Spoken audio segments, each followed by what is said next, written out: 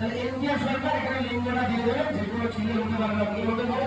এবার আধার নাম্বারটা তুমি যেহেতু 5 বছরের কম সেটা আর অ্যাপ্লিকেবল হবে না, তাহলে এ লিখে দিলাম।